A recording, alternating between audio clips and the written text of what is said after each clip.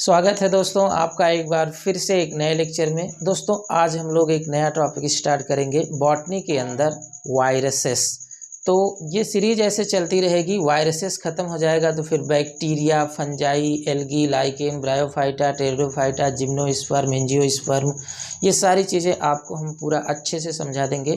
अगर आप TGT, PhD, एलटीजीआईसी इस तरह से किसी भी एग्ज़ाम की तैयारी कर रहे हैं, और ख़ास बात यह है कि अगर आप हाई स्कूल, इंटरमीडिएट या फिर इसके अलावा ग्रेजुएशन यानी कि बीएससी में अच्छे से आप पढ़ाई नहीं किए हैं, मतलब आपका बेसिक क्लियर नहीं है, तो भी आप हमारे साथ बने रहिए। सारी चीज़ें बेसिक सहित और एग्ज़ाम आपको कैसे देना है पूरा डिटेल हम आपको अच्छे से समझा देंगे। आपकी भाषा में सारी चीज़ें हम बताएंगे और आपको एग्ज़ाम में किसी भी तरह की कोई समस्या नहीं होगी। सारे क्वेश्चन आप आसानी से हल कर पाएंगे।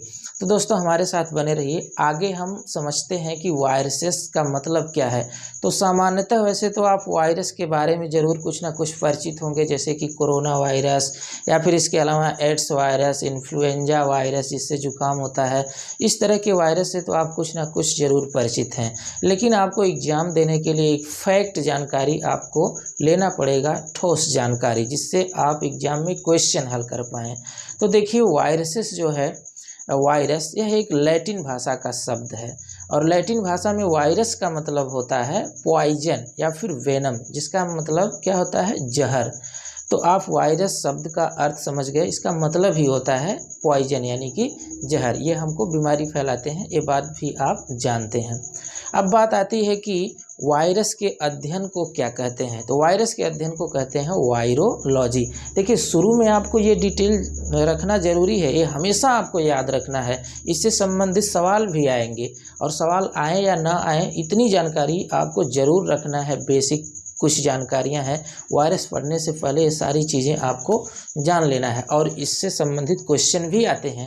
जब हम क्वेश्चन हल करवाएंगे तो दिखाएंगे इससे संबंधित क्वेश्चन एग्जाम में आते हैं। तो सबसे पहले तो आपने जान लिया कि वायरस लैटिन भाषा का शब्द है जिसका मतलब होता है वेनम या पॉइजन या फिर जहर। वायरस के अध्ययन को दोस्तों वायरोलॉजी कहते हैं, यानी कि study of virus is called virology. अब बात आती है कि फादर ऑफ वायरोलॉजी कौन है। देखिए एक क्रम बना हुआ है, शब्द का अर्थ क्या है ये समझ लिया आपने। अब इसके अध्ययन को क्या कहते हैं, स्टडी ऑफ वायरस क्या कहते हैं, वायरोलॉजी। अब बात आती है कि फादर ऑफ वायरोलॉजी कौन है, यानी वायरोलॉजी के जनक कौन है। तो वायरोलॉजी के जनक एक वैज्ञानिक हैं, WM स्टैनले। नाम याद रखेंगे, WM स्टैनले। तो देखिए 5-6 नाम आएंगे, आपको घबराना नहीं है, 2-3 बार आप पढ़ेंगे तो ज़रूर आपको याद हो जाएगा ये नाम।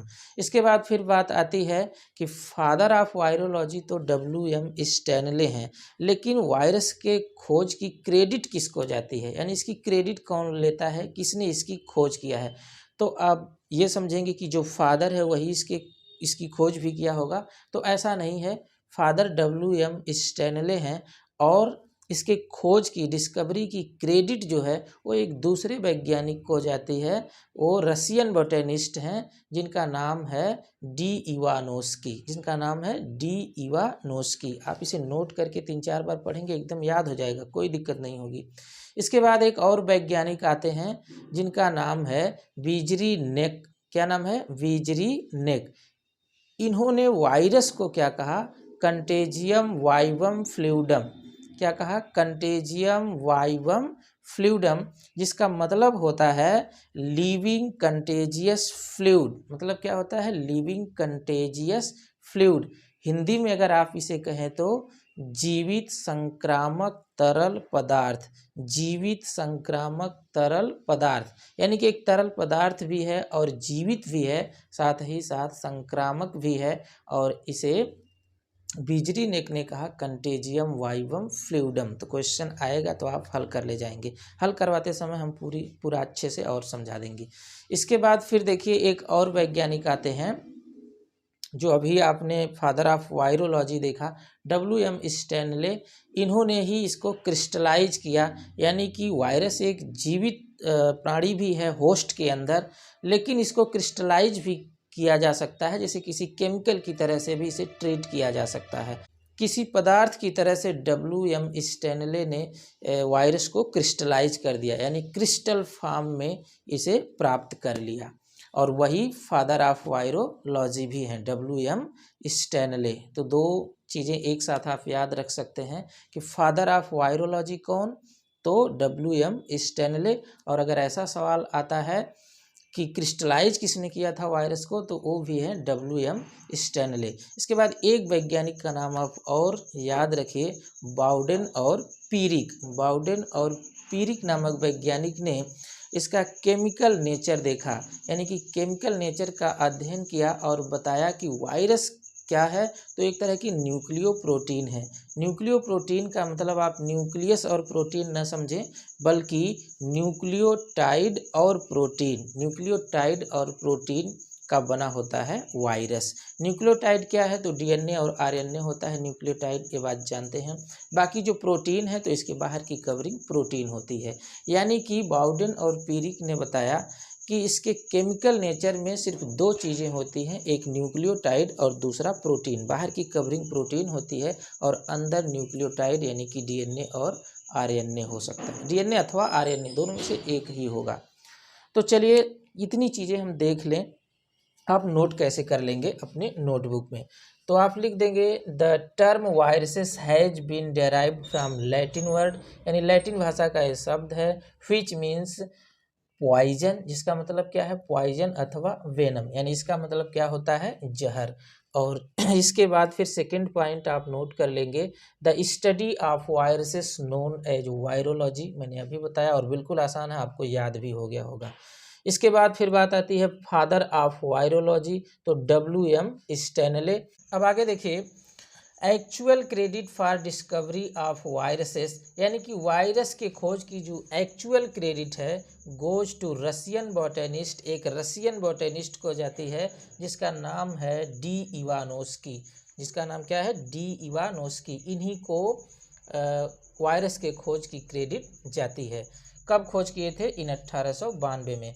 व्हेन ही डिस्कवर्ड, जब ये खोज कर रहे थे, द काजल ऑर्गेनिज्म, यानी कि बीमारी काज करने वाले प्राणी की, जो किस पर बीमारी काज करते थे, टोबैको मोजैक वायरस, यानी टोबैको मोजैक वायरस पर बीमारी काज करने वाले प्राणी की जब खोज कर रहे थे कौन, डी इवानोस्की, तो उसी समय इन्होंने खोज कर लिया था वायरस की, और वायरस के खोज की क्रेडिट डी इवानोस्की को जाती है। इसके बाद फिर देखिए, बीजरी ने 1898 में वायरस को क्या कहा, कंटेजियम वाइवम फ्लूइडम। क्या कहा, कंटेजियम वाइवम फ्लूइडम। बहुत ही इंपॉर्टेंट है, एग्जाम में बार बार पूछा जाता है। जिसका मतलब क्या होता है, लिविंग कंटेजियस फ्लूइड, यानी कि जीवित संक्रामक तरल पदार्थ, इसको LCF भी कहते हैं। फिर इसके बाद है इन 1935, यानी कि यहाँ पर देखिए 1898, यहाँ पर 1892, याद रखिएगा यहाँ पर 1935 है। तो WM स्टैनले ने वायरस को क्रिस्टलाइज किया, और किस वायरस को क्रिस्टलाइज किया, TMB को, यानी कि TMB वायरस को क्रिस्टल के रूप में प्राप्त कर लिया। और इसके बाद फिर आगे है बाउडेन एंड पीरिक नामक वैज्ञानिक सन 1937 में first of all studied chemical nature of viruses, यानी वायरस का जो केमिकल नेचर है उसका अध्ययन सबसे पहले बाउडेन और पीरिक नामक वैज्ञानिक ने किया, और सेड दैट, कहा कि दीज आर न्यूक्लियो प्रोटीन, ये क्या होते हैं, न्यूक्लियो प्रोटीन होते हैं। और इसके बाद फिर अगली बात आती है characteristic feature of viruses. Characteristic feature of viruses, इसमें दो लाइन बहुत ही खास है। पहली लाइन है वायरसेस आर ए सेलुलर अथवा नॉन सेलुलर अथवा non cellular and obligate parasite, यानी कि जो वायरसेस होते हैं वह ए सेलुलर या नॉन सेलुलर, यानी कि यह कोशिका इनके पास नहीं होती है, कोशिका की जो डिफिनेशन होती है वो पूरा नहीं करते हैं, यानी कि एक तरह से ये समझिए कि यह कोशिका की शर्तों को पूरा नहीं करते हैं, अर्थात इन्हें ए सेलुलर या नॉन सेलुलर कहा जाता है। यानी पूरी तरह से इनकी जो बॉडी होती है वो पूरी तरह से सेल नहीं होती है, कोशिका नहीं होती है, इसलिए इनको ए सेलुलर या फिर नॉन सेलुलर कहा जाता है। और ये कहा गया है कि ऑब्लिगेट पैरासाइट यानी कि पूर्ण परजीवी हैं, परजीवी के अलावा इनका किसी भी तरह से जीवन यापन नहीं हो सकता है। इसके बाद फिर है viruses are connecting link between non living and living, यानी जो वायरसेस हैं यह नॉन लिविंग और लिविंग के बीच की कड़ी है, यानी कि मृत और जीवित के बीच की कड़ी है। इनके कुछ कैरेक्टर जीवित से मिलते हैं यानी कि सजीव प्राणी से मिलते हैं, और कुछ कैरेक्टर नॉन लिविंग से भी मैच करते हैं। तो अब वो क्या क्या कैरेक्टर हैं देखिए। तो सबसे पहले आप देखेंगे non living nature of virus, यानी वायरस के अंदर ऐसे कौन से कैरेक्टर हैं जो ये प्रूफ करते हैं, सिद्ध करते हैं कि वायरस क्या है, नॉन लिविंग है यानी कि मृत है। आप भी अगर ये चीज़ें देखेंगे तो आप भी सोचेंगे कि हाँ वास्तव में वायरस क्या है, मृत है। लेकिन अभी फिर जब नीचे के कैरेक्टर देखेंगे लिविंग का, तब आप समझेंगे कि वायरस तो लिविंग है, यानी कि इसका लिविंग नेचर देखेंगे तो कहेंगे कि लिविंग है, और नॉन लिविंग नेचर देखेंगे तो कहेंगे नॉन लिविंग है। तो इसलिए वायरस को नॉन लिविंग और लिविंग के बीच की कड़ी कहा जाता है, यानी जीवित और मृत के बीच की कड़ी है, या फिर जीवित और अजीवित के बीच की कड़ी है वायरस। तो जीवित और अजीवित ना कहें, मतलब अजीवित और जीवित के बीच की कड़ी कहें तो ज़्यादा अच्छा है। तो देखिए अब नॉन लिविंग नेचर क्या है वायरस का। तो सबसे पहला नॉन लिविंग इसका नेचर है कि यह क्रिस्टलाइज किया जाता है। अब सोचिए तो क्रिस्टलाइज किसी केमिकल को किया जाता है, किसी पदार्थ को किया जाता है, तो क्रिस्टलाइज किसी जीव को थोड़े किया जाता है, यानी क्रिस्टल के रूप में, रवा के रूप में, कण के रूप में। तो आप किसी केमिकल को देख सकते हैं, किसी पदार्थ को देख सकते हैं। अब यहाँ पर आप वायरस को देख रहे हैं, तो क्रिस्टलाइज कर देना यह सिद्ध कर देता है कि वायरस क्या है, नॉन लिविंग है, यानी कि यह जीवित नहीं है। आपको लग गया होगा कि जब क्रिस्टलाइज कर दिया गया तो इसका मतलब ये नॉन लिविंग है।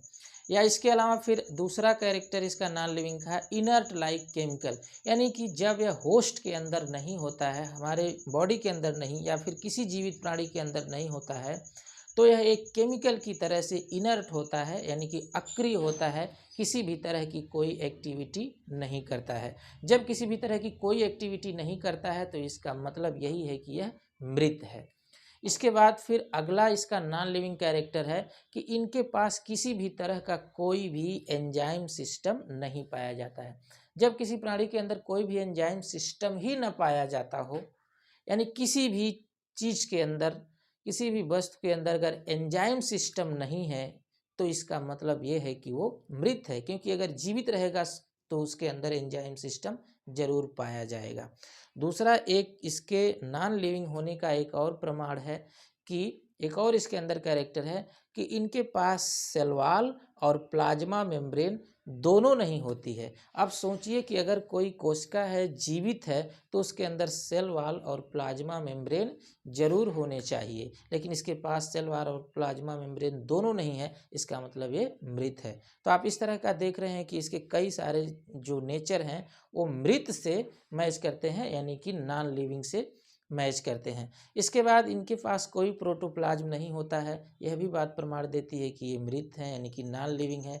यह श्वसन नहीं करते हैं, रेस्पायरेशन नहीं करते हैं, यह भी बात इस चीज़ का साबूत है कि ये नॉन लिविंग है। तो आपने इस तरह का नॉन लिविंग कई कैरेक्टर देखा। तो चलिए यहाँ पर देखें, आप अपने नोटबुक में नोट कर लेंगे, non living nature of viruses लिख देंगे और नीचे बता देंगे दे कैन बी क्रिस्टलाइज्ड, यानी कि वायरसेस को आप क्रिस्टलाइज कर सकते हैं, और क्रिस्टलाइज किसी पदार्थ को किया जाता है, किसी प्राणी को नहीं किया जाता है। इसके बाद फिर आप लिख देंगे they are inert like chemical outside the host, यानी कि होस्ट के आउटसाइड में, होस्ट के अगर बाहर कर दिया जाए तो यह एक केमिकल की तरह से इनर्ट हो जाते हैं, अक्रिय हो जाते हैं या निष्क्रिय हो जाते हैं। इसके बाद no enzyme system in virus, virus के अंदर कोई भी एंजाइम सिस्टम नहीं है, इसका मतलब ये नॉन लिविंग है। They lack cell wall and cell membrane, इनके पास सेल वॉल और सेल मेम्ब्रेन भी नहीं होती है, जिसका मतलब ये है कि ये नॉन लिविंग है। दे हैव नो प्रोटोप्लाज्म, इनके पास जीव द्रव्य नहीं होता है, प्रोटोप्लाज्म नहीं होता है, इसका मतलब ये नॉन लिविंग है। और इसके बाद डू नॉट नो रेस्पायरेशन भी नहीं करते हैं, श्वसन भी नहीं करते हैं, इससे भी पता चलता है कि ये नॉन लिविंग है। और इसके बाद है do not grow in culture medium, इन्हें कल्चर मीडियम में ग्रो भी नहीं कराया जा सकता है, ग्रो भी नहीं करते हैं, इसका मतलब ये क्या है कि नॉन लिविंग है। अब living character, living nature of viruses देख लीजिए। अभी ये बातें ऊपर की सारी बातें प्रमाण दे रही हैं कि वायरस क्या है, नॉन लिविंग है, लेकिन नीचे की बातें आपको बताएंगी कि वायरस क्या है, जीवित है। इसका मतलब आप निष्कर्ष क्या निकालेंगे कि वायरस अजीवित यानी कि नॉन लिविंग और लिविंग के बीच की कड़ी है। अब इसके अलावा कोई रास्ता नहीं। अभी देखिए ये नीचे के कैरेक्टर, नीचे का जो नेचर है वायरस का, वो आपको कन्फ्यूज करा देगा। देखिए पहला क्या है, they contain genetic material RNA अथवा डीएनए, यानी कि वायरस के अंदर जेनेटिक मटेरियल पाया जाता है, आरएनए अथवा डीएनए पाया जाता है। अब आरएनए और डीएनए का पाया जाना एक ठोस साबुत है कि ये प्राणी जीवित है, यानी कि यह लिविंग है। अब लिविंग का कैरेक्टर मिलने लगा है, ऊपर आपने देखा कि नॉन लिविंग था। अब दूसरा देखिए लिविंग कैरेक्टर क्या है, living nature, they can multiply inside living host cell. अगर यह लिविंग होस्ट सेल के अंदर आ गया, किसी जीवित कोशिका के अंदर आ गया, तो ये मल्टीप्लाई करने लगेगा, अपनी संख्या को बढ़ाने लगेगा। ये भी जायज़ सी बात है कि कोई जीवित प्राणी रहेगा, कोई लिविंग मैटर है, तभी तो सेल के अंदर आकर अपनी संख्या बढ़ा सकता है। तो ये भी सब एक साबुत है कि वायरसेस लिविंग है। इसके बाद फिर क्या है, दे कैन म्यूटेट, इसके अंदर म्यूटेशन भी पाया जाता है। म्यूटेशन एक बायोलॉजिकल प्रक्रिया है जो जीवित प्राणी के अंदर ही पाई जाती है। आगे हम लोग म्यूटेशन के बारे में पढ़ेंगे। तो ये भी जो एक प्रमाण है वो लिविंग नेचर का है, किसके लिए, वायरस के लिए। इसके बाद फिर है they are obligate parasite and cause disease. ये ऑब्लिगेट पैरासाइट है यानी पूर्ण परजीवी है और बीमारी काज करता है। यह भी एक साबुत है कि वायरस क्या है, जीवित यानी कि लिविंग है। तो दोस्तों आपने देखा कि वायरस के अंदर दो तरह के नेचर हैं, एक नॉन लिविंग का और लिविंग का। तो आप इसे पूरी तरह से ना तो लिविंग कह सकते हैं और ना ही नॉन लिविंग कह सकते हैं। तो इसे आप नॉन लिविंग और लिविंग के बीच की कड़ी कह सकते हैं, इससे ज़्यादा आप कुछ नहीं कह सकते हैं। तो जितने भी पॉइंट हम लिखे हैं बिल्कुल एकदम सॉलिड है, छांट करके इसको अच्छे से हमने इन्वेस्टिगेट करके पॉइंट को नोट किया है। तो एक एक पॉइंट आप इसे नोट कर लीजिए और याद कर लीजिए। बाकी इसी के बाद हम मिलते हैं नेक्स्ट वीडियो में, तब तक के लिए जय हिंद।